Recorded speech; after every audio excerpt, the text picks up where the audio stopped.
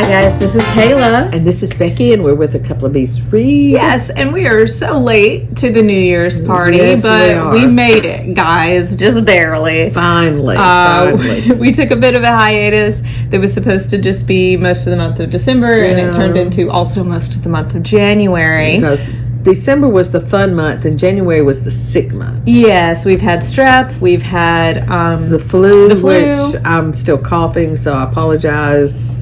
We've had pneumonia, so like it's been all the stuff. Everything. But we're back, we're excited.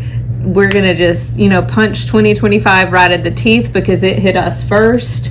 And we have many wonderful things going on in our lives, and we're gonna take it by storm. Absolutely. Yeah, January not counting.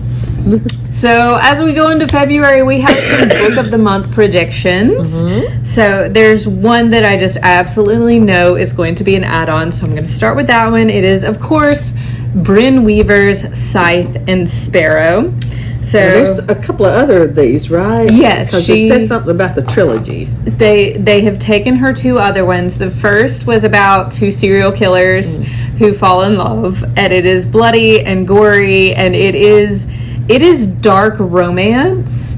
I had a friend that I work with who was like, I want to read some dark romance. I'm like, this is the dark romance, and I loaned it to her, and she 30 minutes later brings it back to me and puts it on my desk. She was like, that might be too dark. I'm like, yeah, probably. So she doesn't skimp on the details of the murder and the violence, but it is, if you can handle that or do what I do and skip some of that, it is hilarious. The first two books have been so funny, such dark humor. If you're a fan of Heathers or other media like that is that dark humor, you'll enjoy her books. So Scythe and Sparrow is the third one. I don't know how important it will be to read the first two first. I trust Bryn Weaver to fill in the gaps if you're missing something. It talks about a circus motorcycle performer. Yes, circus motorcycle performer Rose meets the lonely small town Dr. Fionn after a night of murderous adventure goes Arwie. Fionn and Rose have both been in the previous books. I know they were in the first one, but they have not read them, so I cannot say. They kind of you meet them in passing. And then the story moves on. Fionn is one of the three brothers who's are all featured in the series. Okay. Moving on to our next book, Famous Last Words by Gillian McAllister. And you have one of her books. I do. This is the second book. If they take it, and I do think it will be an add-on, this will be the second Gillian McAllister book that they've picked up. The other was another missing person, which was excellent. So hopefully they'll have this one. It sounds this one is about a mom who is going back to work after maternity leave, and she's about to take her infant for the first day to drop the baby off at daycare, and then all of a sudden, she's a literary agent, and all of a sudden she gets this call. Her husband's not there. There's some kind of cryptic note. He left, and of all things, there's a hostage situation going on in London, and it turns out her husband's involved, and she's thinking he's the hostage when in actuality he's the gunman. And so that's all it tells you. And he's this sweet doting dad. Wonderful husband, wonderful father, and then what in the world's going on? So I love a good twisted thriller. Speaking of twisted thrillers, the other one I think must make the list, and I honestly I hope this will be a main pick instead of an add-on. I've really been loving their add-ons. Maybe they've gripped me a little more than their main picks, so I'm hoping this will be a main pick. You Are Fatally Invited by Andy Pligio. I might be pronouncing that wrong, and if so, I apologize.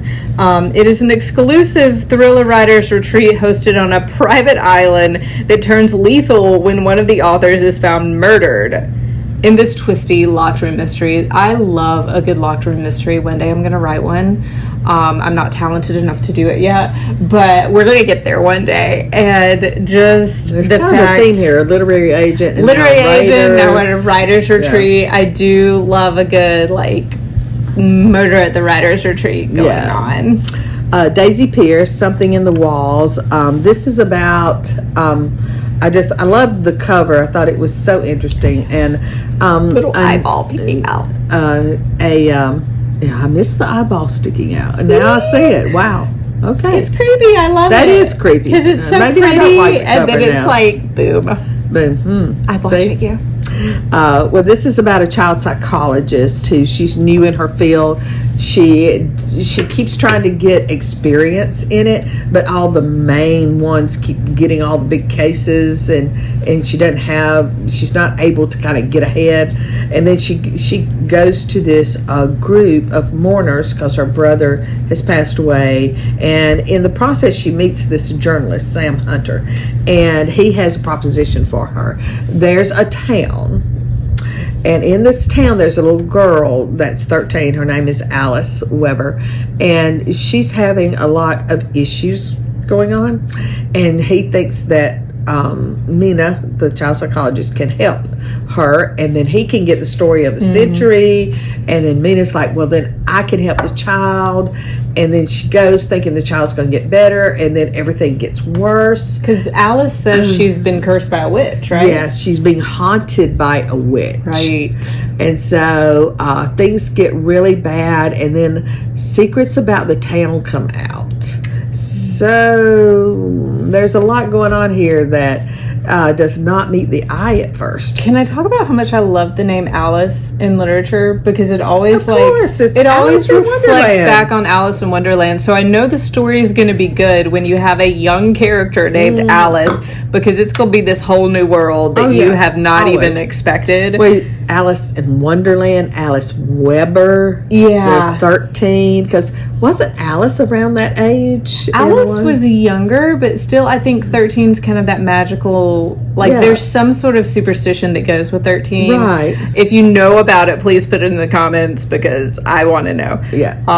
But yeah, anytime the name Alice pops up in a book, I'm like, oh yes, are we in Wonderland today? Is it a witch haunted Wonderland? Speaking of retellings, Blackwoods and Blue Sky by Elwyn Ivy. Eowyn. I know. I was going to name my child that, Becky. I know, and no one could pronounce it. See, I'm having a hard time, so don't do that. My daddy would have never known that name. Owen. Who is Owen? Who do you know named Owen? Owen. Why is that a girl's name? Anyway, this is a retelling of a Beauty and the Beast type story. It is about a single mom, Bertie, who has a little girl, and the little girl, Emmeline, she gets lost in the woods of Alaska.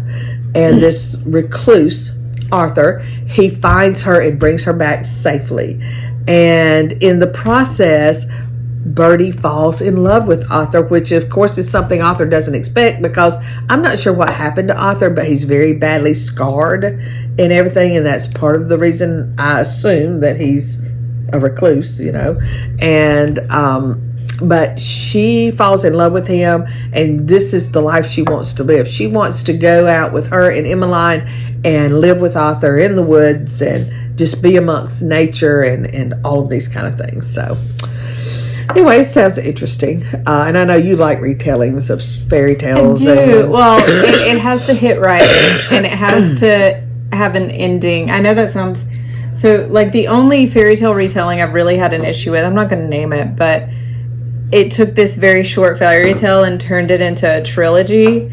And by the end of the second book, or the end of the first book, I was like, you could have ended this, halfway 200 pages ago. Oh. And here we are. And I never read the sequel because I was so mad that they didn't end it in the first book. Right, and then we have another rom-com, because after all, it is February. And yes, Valentine's Day. The book Month of Love, Change of Heart by Fallon Ballard.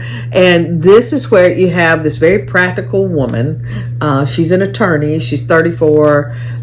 She's maid partner. She's all about work. She does not understand people who give up their life's ambitions for love. She's like, come on, what are you talking about? No. And then something happens, and the good news is she's not dead. She just happens to be trapped in a Hallmark movie. And she hates it. Takes everything about Hallmark and Hallmark movies and things, and it's like, oh my goodness, get me out of here. But she has to do 3 things, and one of them is fall in love, and she's like, oh, why me, Lord? So, so we'll see. That's probably one I would get because I think it would be cute and funny. I would probably fight you over that one, but not really fight you. I would just let you get it, and then I would borrow it. Yeah, that'd be all right. Harlem Rhapsody. Harlem. Next we one. like the name Harlem. We do like the name Harlem. I was an English teacher for years, and one of my favorite units to teach was on the Harlem Renaissance. I love Langston Hughes. I love teaching A Raisin in the Sun, which was, the title comes from a Langston Hughes poem. If I could have just taught a whole year on that, I would have, because I just felt like his poetry is, anybody who's ever felt like an outsider, it reaches them in a way that other poetry really doesn't. Yeah. And it reaches our young people in a way that other poetry really doesn't, because we all love Nathaniel Hawthorne, kind of, but 10th graders don't. No. But they understand, 10th and 11th graders understand the Harlem Renaissance. They understand Langston Hughes. They're dealing with the same things that he was dealing with. And so I love, as soon as I saw Harlem, I was like, oh my gosh, it has to do with the Harlem Renaissance. This is by Victoria Christopher Murray, who I believe has been, I know she's been an add-on before for The Personal Librarian. Yes. And it's another historical fiction novel. I really hope they have this one. And it is the story of Jessie Redmond Fawcett, whose exhilarating world of friends, rivals, and passions all combined to create the magic that was the Harlem Renaissance. It's written by, again, the same person who wrote The Personal Librarian, so it's someone who already has a fantastic grip on historical fiction, and it is about one of the eras in history that just created, in my opinion, some of the best music and literature of our time, period. Art, beautiful. Oh my gosh, yes. I always forget the art because I'm more literary. Well, don't tell my husband, the artist. Well, I taught history, and so I always did a unit on it, and I touched on the literature a little bit, but I focused more on the music and the art in that, because that was more my forte than the literature part. So So next up is an author who we've definitely seen before, Kristen Ciccarelli. I hope I'm saying that right. This is Rebel Witch. It is the second Crimson Moth book. And I know we didn't get the first Crimson Moth book, but it is a massively successful romantasy series. Yeah. This is book 2 since they got the first one. I'm 98% sure they're going to get the second one. Because I think there's only 2 of them. Right. And so this, you need the bookends. And the question would be, is it coming out as an add-on February, or is it coming out in March? Because the publication day is the 18th of February. Right. So we don't know. So we're not sure, but it's going to be an add-on at some point. Yeah. So the last one I know Becky wanted. Yeah. I love the cover. The cover's beautiful. It's called The Snowbirds, and it's by Christina Clancy, and it's never too late to become the person you always wanted to be. I mean, let's face it, when you hit the age of 66 and you're on Medicare, you get to looking back and you think, I'm more on that side than this side, but, you can never give up. There's always other things you want to do and achieve. So that's the way I look at it. And so I liked it. I thought it said, there's always time to change into someone better, to do something more, to achieve something. So this is kind of set in the glamorous Palm Springs era, and it's supposedly got a lot of compassion and humor, and I'm always good with things that are funny. I like to laugh. So. And beachy. Yeah, beachy, of course. We love the beach. In fact, we live in the southern states, so we rarely get snow. We can't call ourselves snowbirds, but we're supposed to get snow tomorrow. Yeah, and we had snow like a little over a week ago, and right now at my beach house we have snowbirds there, and they're from like Michigan. I want to be a snowbird. Though. We've gotten snow approximately twice this year. Actually, it's supposed to be colder there at the beach tomorrow than it is here. But I would still go because sand instead of snow. Like, I would make a sand angel before I would a snow angel. Like, you want me to lay down in that wet stuff? I'm not for it. Yeah, Like, sand just is gritty. It's not wet unless you're in the water part.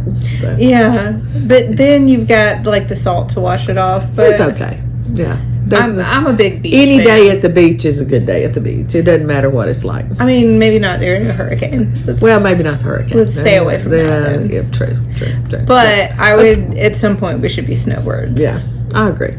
Well, that's our predictions for the month, and we talked a long time. I guess we've missed talking to y'all, so We have. sorry about that. But tune in and let us know what you're reading. Yeah. Bye, guys. Bye.